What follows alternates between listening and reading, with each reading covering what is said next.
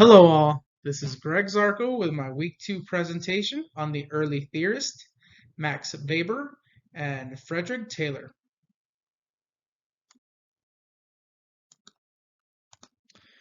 Taylor was a mechanical engineer who wanted to improve industrial efficiency and that created a new system of management based on 4 principles.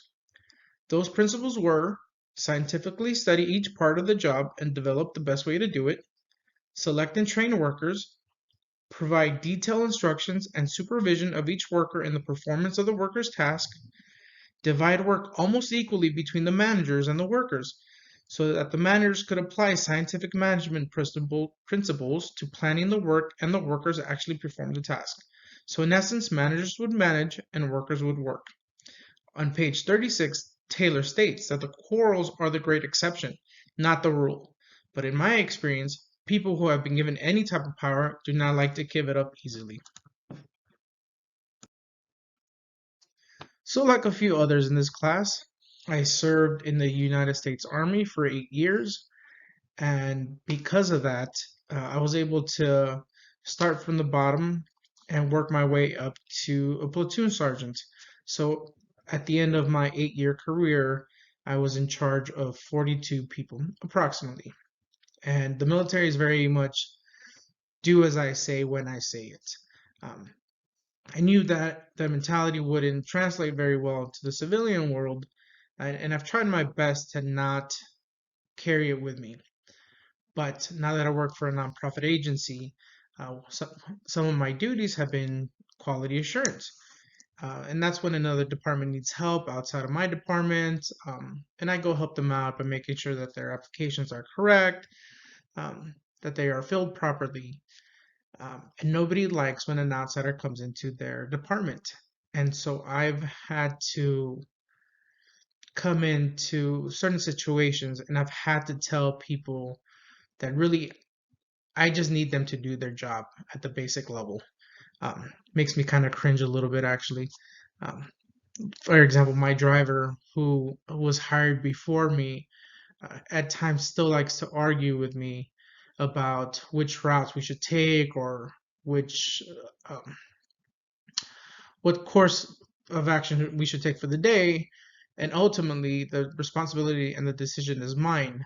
And I've said it once or twice where I've responded to him, you are a driver, I just need you to drive. And basically what I'm saying is, let me manage, you do the work. Um, so I can see the problems that Frederick Taylor would have had and did have in his time. Max Weber was a German socialist who was against favoritism. He believed that the best people should be in charge. And on that note, he also believed in the principles of the office hierarchy. On page 43, he states that um, levels of graded authority mean a firmly ordered system of super and subordination in which there is a supervision of the lower offices by the higher ones. I take this to mean that uh, the employees with the lower positions accept the authority that the higher positions have been given. And in order to work cohesively, one has to give that power, and the person in power um, should use that to make the correct decisions.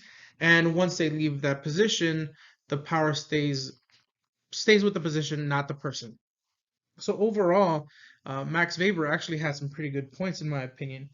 Um, he wanted the hierarchy system, job tenure and security for those good workers. Uh, that reduce less turnaround, which costs the company money. Um, and he believed in promotions and a salary, pay the people who did a better job. Overall, I think Max Weber was ahead of his time.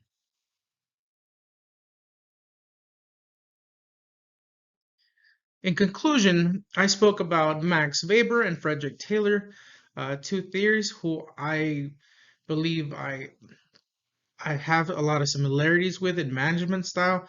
I believe there was a lot of positive things that came from their theories. And despite the negative associations today with the word bureaucracy, there are a number of advantages using it, like efficiency and predictability.